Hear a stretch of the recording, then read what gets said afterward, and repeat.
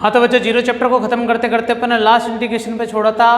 Last में अपन ने ये बात कर ली थी कि अगर किसी का इंटीग्रेशन होता है तो उसका आंसर इंटीग्रेशन के बाद प्लस सी में मिलता था। तो इसी को आगे कंटिन्यू करेंगे। कैसे प्लस सी मिलता था ये मैं बता चुका हूँ, लेकिन मुझे अब इसके आगे चलना है। इंटीग्रेशन को लिखने का तरीका ये, एक्स की पावर एन का इंटीग्रेशन एक्स की पावर एन प्लस 1 बटे एन प्लस 1 प्लस सी। कुछ याद आ रहा है? अब मैं इसमें एक एक करके इंटीग्रेशन करूँगा। अगर पावर 1 हो, अगर पावर 2 हो, अगर पावर 3 हो, अगर पावर 4 हो और इसी के साथ अगर पावर 100 हो तो एक्स स्क्वायर बटे 2, एक्स क्यूब बटे 3, एक्स 4 बटे 4, 5 बटे 5, एक्स की पावर 101 बटे 101। सब में प्लस का सी लगाना बहुत जरूरी, क्योंकि ये इनडेफिनिट इंटीग्रल है। इसी प्रकार अगर मुझे इंटीग्रेशन करना है जैसे 1/x का, तो थोड़ा सा दिमाग लगाओ बच्चों कि अगर मैं x की पावर -1 करके लिखता हूँ तो क्या ये x की पावर -1 प्लस 1 बटे -1 प्लस 1 नहीं हो जाएगा? तो यार ये x की पावर 0 बटे 0 नहीं हो जाएगा? इसका मतलब ये क्या बोलेंगे कि ये नॉट डिफाइंड है। अब ये डिफाइन ही नहीं है तो इसका मतलब 1/x का इंटीग्रेशन नहीं हो सकता क्या? नहीं बच्चों। अब यहाँ खुलासा ये होता है कि तुम्हें याद होगा कि log x का जो डिफरेंशिएशन होता था वो 1/x होता था। तो 1/x का इंटीग्रेशन भी इसी का रेसिप्रोकल होगा, log x। अब मैं इसके नीचे ई बेस लगाऊँ या नहीं लगाऊँ, बात एक ही ना। अब कहानी सुनना बच्चों, यहाँ पर एक चीज़ पता चल गई है कि इंटीग्रेशन अगर मुझे पढ़ना है तो मुझे डिफरेंशिएशन का उल्टा करना पड़ेगा। उल्टा मतलब अपोन में उल्टा नहीं बच्चों, उल्टा गेम खेलना पड़ेगा। तो ये जल्दी से उतारो, मैं मिटाने वाला हूँ। अभी खतरनाक खतरनाक चीज़ें लिखेंगे अपन।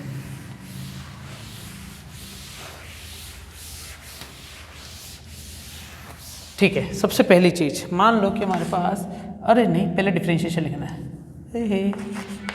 मुझे डिफरेंशिएशन d/dx पहले किसका पता है? साइन x का। तो क्या होता था? कोस x। डिफरेंशिएशन मुझे फिर किसका पता है? कोस x का। क्या होता था? माइनस का साइन x। फिर मुझे डिफरेंशिएशन किसका पता है? टेन x का। क्या होता था? Sec square x। फिर मुझे किसका पता है बच्चों? कोट x का। माइनस का कोसेक स्क्वायर x। फिर किसका पता है अपन को? सेक x का। क्या होता है? प्लस का सेक x टेन x। ठीक है ना?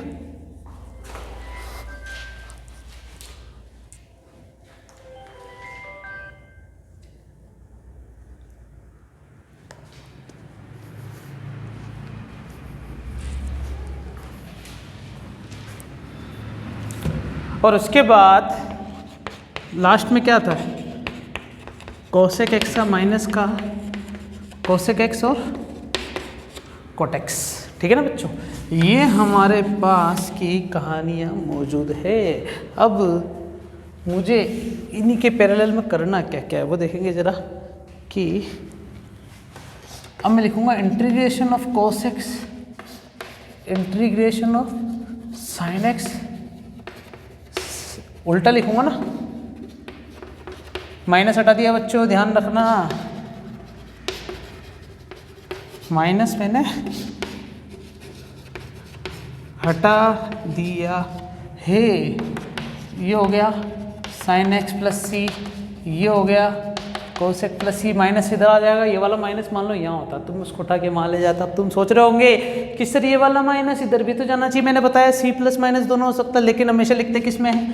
प्लस में। इसका उल्टा देख लो, इसका उल्टा भी देख लो, इसका उल्टा सेक एक्स है प्लस सी, माइनस का कोसेक एक्स प्लस सी। आगे देखो बच्चों, उतारते जाना साथ साथ, है ना। डिफरेंशिएशन ऑफ ई की पावर एक्स क्या आता था? ई की पावर एक्स। लेकिन मुझे अब किसका क्या करना है? इंटीग्रेशन। ई की पावर एक्स का इंटीग्रेशन क्या मिलेगा? ई की पावर एक्स प्लस में सी। अगर मुझे पता है डिफरेंशिएशन ऑफ log x कितना मिलेगा? 1/x। तो मुझे इंटीग्रेशन 1/x का क्या मिलेगा? log x प्लस सी। बच्चों खतरनाक खतरनाक चीज़ें हमें पता होनी चाहिए। और बताओ किसी का डिफरेंशिएशन तुम्हें पता है? याद होगा मैंने ये वाला फॉर्मूला नहीं लिखवाया होगा डिफरेंशिएशन में, ये होता था। तो यहाँ पर ए की पावर एक्स का इंटीग्रेशन जो होगा वो ए की पावर एक्स ये डिवाइड हो जाएगा बच्चों, सोचो समझ रहे हो क्या? लिखने का तरीका तो वही है, कुछ भी चेंज नहीं है। और कुछ बताना चाहते हो? तुम्हें याद है बच्चों रूट एक्स का मुझे मान लो इंटीग्रेशन करना है, तो एक्स की पावर 1/2 ही तो कहलाएगा ये। तो एक्स की पावर 1/2 + 1 और 1/2 + 1 + c। सोल्व करना चाहते हो एक्स की पावर 3/2 बटे 3/2 + c। और लिखना चाहते हो 2/3 उल्टा लिख दो 3/2 + c। बोलो हाँ। बताना चाहते हो बच्चों? जल्दी से उतारो, मिटाने वाला हूँ मैं, वीडियो पॉज करके उतार लेना, ठीक है ना? ये मैंने इंटीग्रेशन की कुछ खास चीज़ें बता दी तुम्हें। डिफरेंशिएशन जिसको याद है वो इंटीग्रेशन बहुत अच्छे से कर सकता है।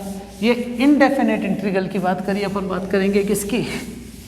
Definite integration. किसकी बात करेंगे? Definite integration. कि डेफिनेट इंटीग्रेशन होता है क्या? कुछ नहीं है बच्चों, सिंपल इसमें एक लिमिट वाली चीज़ भी आ जाएगी। कौन सी चीज़ आ जाएगी बच्चों? लिमिट वाली चीज़ भी। अब लिमिट वाली चीज़ का मतलब क्या होगा? जैसे मान लो कि मैंने एक इंटीग्रेशन करा x² + 3x + 1, मुझे इंटीग्रेशन करना है dx के रिस्पेक्ट में, लिमिट 0 से लेके दे रखी 1। सॉल्व कैसे करेंगे देखना।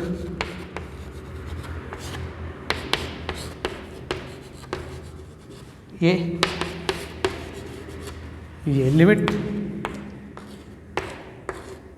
का लिखने का तरीका x की पावर 3/3, फिर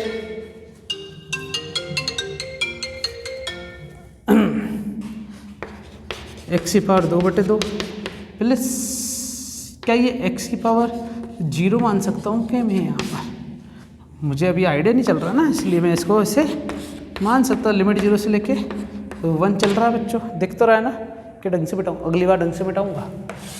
फिर इसी को सॉल्व करते हैं तो 1/3 तो बाहर, तो x की पावर 0 से लेके 1, 3/2 बाहर, x³ है ना, और ये x² है। लिमिट 0 से लेके 1, x की पावर 0 ही है ना 1 का मतलब, तो इसका मतलब इसको लिख सकते हैं अपन x की पावर 0 + 1 बटे 0 + 1, लिमिट 0 से लेके 1, कॉन्स्टेंट कुछ भी नहीं है, 1/3 बार 1 - 0,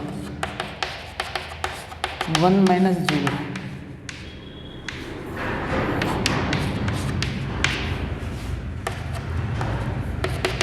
देख लो बच्चों, समझ में आ रहा होगा तुम्हें कि मैं कर क्या रहा हूँ एक्चुअली में। स्पीड में लेना बहुत ज़रूरी है इन सबको, ठीक है ना? इसको सॉल्व कर लेना, आंसर आ जाएगा। सुन ना कहानी क्या है। मैंने यहाँ पर जो वारदात करी है, इधर आ जाओ बेटा।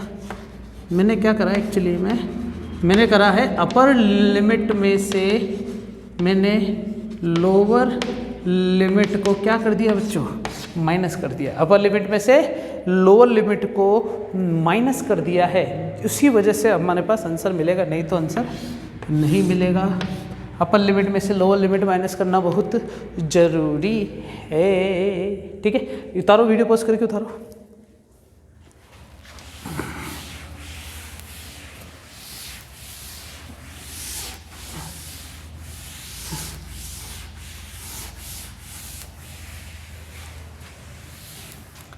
अब कहानी क्या क्या है बच्चों ना, इंटीग्रेशन इतना सिंपल तो हो नहीं सकता।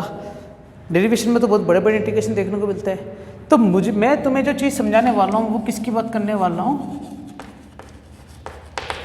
Application of integration. किसकी बात कर रहे हैं बच्चों? Application of integration. सुनना, एप्लीकेशन ऑफ इंटीग्रेशन डिपेंड करता है कि तुम बात किसकी कर रहे हो।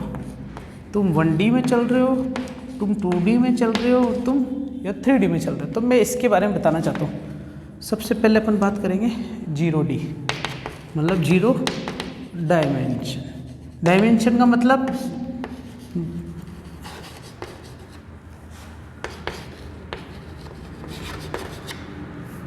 और क्या हो सकता है?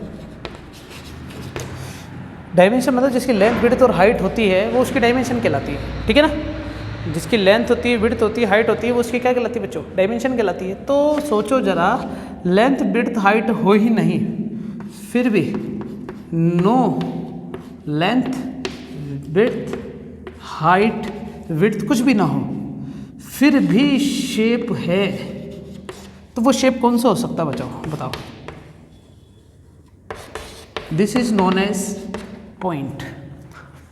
पॉइंट एक ऐसा शेप होता है जिसकी लंबाई चौड़ाई ऊंचाई कुछ नहीं होती, फिर भी उसका शेप तो होता ही है। ऐसा शेप जिसकी there is no dimension of any shape is called point. ये पॉइंट कहलाता है। अब इसी पॉइंट पर खेलना अपन को ना।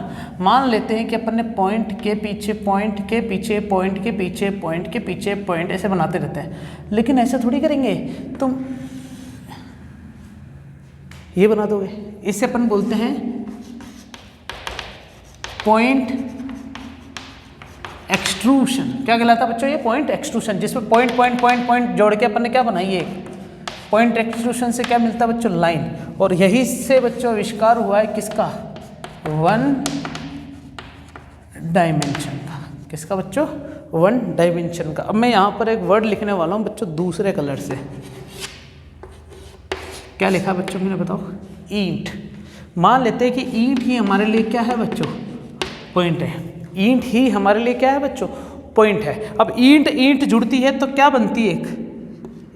अगर मैं ईंट ईंट ऐसे जोड़ दूँ तो क्या बनेगी हमारे लिए? एक लाइन बनेगी।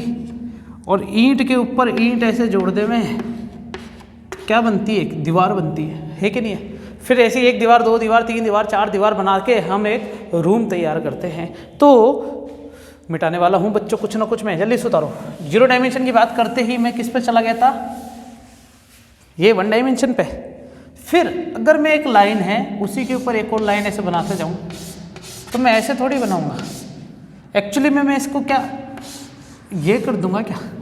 इसे अपन कहते हैं लाइन एक्सट्रूशन। अब लाइन एक्सट्रूशन का मतलब होता है जिससे हमें कौन सा शेप मिला है? बताओ बच्चों। 2D शेप मिला है। कौन सा शेप मिला है अपन को? 2D shape. कौन सा शेप मुझे मिला है? 2D shape. और इस 2D शेप की वजह से ही मुझे लंबाई चौड़ाई नापने का मौका मिला। तो ये क्या कहलाता है? 2D डायमेंशन कहलाती है। अब 2D के ऊपर मैंने टाइलें रख दी तो क्या बन सकता है? सोचो बच्चों। क्या एक बॉक्स बन गया क्या? जिसे अपन क्या कहते हैं? Plane extrusion. 2D शेप को ही क्या बोलेंगे अपन बच्चों? प्लेन। और ये प्लेन एक्सट्रूशन कहलाता है। और प्लेन एक्सट्रूशन को बोलते हैं 3D शेप बनाना। कौन सा शेप बनाना बच्चों? 3D शेप बनाना। अब हमारे पास 0D 1D 2D 3D सब मिल गया। अब यहीं से स्टार्ट होता है बच्चों इंटीग्रेशन का एप्लीकेशन। जैसे मान लो, मिटा दूँ मैं, उतार लो जल्दी से। ये मैंने एग्जाम्पल से समझाया बच्चों। 1D 2D 3D आता कैसे है? एक्चुअली में 1D का मतलब पता है क्या होता है? 1D मतलब जिसके अंदर केवल वन डायमेंशन हो। वन डायमेंशन का मतलब होता है या तो x हो, या तो y हो, या फिर z हो। 2D मतलब होता है टू डायमेंशन। कौन सा डायमेंशन बच्चों? 2 डायमेंशन, जिसमें या तो XY हो, है ना, या तो YZ हो, या तो XZ हो। समझ में नहीं आ रहा होगा? आएगा भी। और 3D में जिसमें X, Y और Z तीनों हो। क्या तुम इसको ऐसे बना सकते हो क्या? जिसके अंदर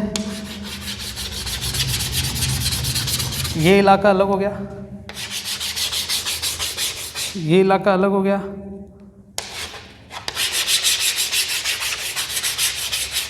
ये इलाका अलग हो गया। अब इस इलाके को बोलेंगे अपन XY इलाका। इस इलाके को बोलेंगे Y और Z इलाका। और इस इलाके को बोलेंगे Z और X इलाका। और यही इलाके कहलाते हैं बच्चों plane. XY, plane YZ, plane XZ। Video post करके उतारो बच्चों जल्दी से एक बार।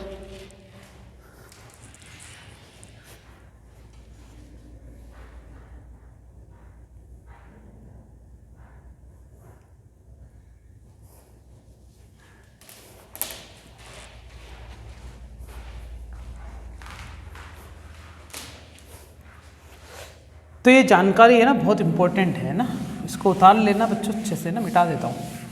हम अपने प्लेन भी देख लिया, सब कुछ देख लिया है ना, ठीक है। अब मान लो कि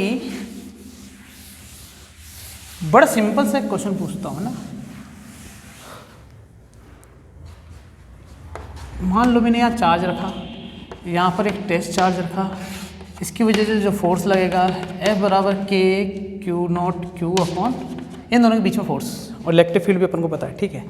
लेकिन ये चार्ज की जगह मैंने क्या रख दी, एक यूनिफॉर्मली चार्ज्ड रोड रख दी, जिसमें बहुत छोटे छोटे पार्टिकल चार्ज मौजूद होंगे, ठीक है। और यहाँ पर Q नॉट है। अब इसकी वजह से इस पर जो फोर्स लगेगा या इलेक्ट्रिक फील्ड जो लगेगी वो बताओ। तो उसके लिए यार बच्चों बहुत सारे चार्ज नहीं होंगे, छोटे छोटे देखा जाए तो, इसलिए यहाँ पर लेनी पड़ती है हमें एलिमेंट्री स्ट्रिप। और पूरा इंटीग्रेशन का जो प्रोसेस होगा ना बच्चों, वो केवल एक डायमेंशन पे डिपेंड करता है, क्योंकि ये वन डायमेंशन यूनिट हो गई। इसी प्रकार अगर कोई सरफेस होता पूरा प्लेन जिसकी लेंथ भी होती विड्थ भी होती, तो ये 2D मोशन का इंटीग्रेशन हो सकता है, ठीक है। और इसी प्रकार कोई स्फीयर होता, स्फीयर समझते हो ना कुछ, पूरा अंदर से भरा भी हो सकता है, खाली भी हो सकता है, वहाँ 3D वाला चालू होगा। तो ये इंटीग्रेशन का प्रोसेस यूज़ कैसे होंगे ये तो अपन एप्लीकेशन के आधार पे समझेंगे, लेकिन फिर भी बच्चों इंटीग्रेशन आना ही चाहिए, इंटीग्रेशन आनी चाहिए। इंटीग्रेशन की स्ट्रिप कैसे यूज़ करनी वो अपन एप्लीकेशन के अंदर घुस के पढ़ेंगे अच्छे से। फिर भी छोटा मोटा कुछ एग्जाम्पल बताऊँ मैं यहाँ पर, ठीक है, छोटा मोटा एग्जाम्पल। ये मैंने तो इलेक्ट्रोस्टैटिक का छोटा सा पोर्शन एग्जाम्पल लिया था। अब मुझे जो चीज़ समझानी वो ये है, देखना, मान लो हमारे पास क्या है, हमारे पास एक सर्कल है, या मान लो हमारे पास क्या है, हमारे पास एक पैराबोला, हमारे पास है एक इलिप्स, हमारे पास एक लाइन, कुछ भी हो सकता है, और बोला कि यहाँ से लेके यहाँ तक का एरिया बताओ, ये वाला एरिया बताओ, सिर्फ ये वाला एरिया बताओ, सिर्फ ये वाला एरिया बताओ, कुछ भी हो सकता है। तो वहाँ इंटीग्रेशन का प्रोसेस यूज़ होगा। तो मान लेते हैं कि ये वाली जो चीज़ है, मानना एक एलिमेंट्री स्ट्रिप है, बस इसमें भी मानना एक एलिमेंट्री स्ट्रिप है। तुम्हें याद होगा बच्चों,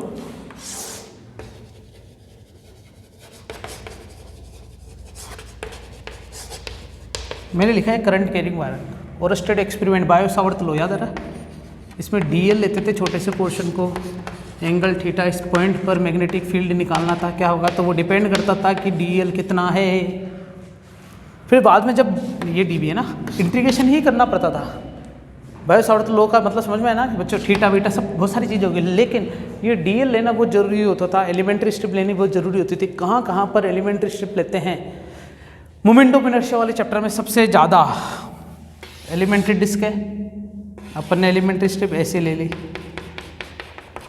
बोले खेलते जाओ, यहाँ से लेके यहाँ तक खोल दो।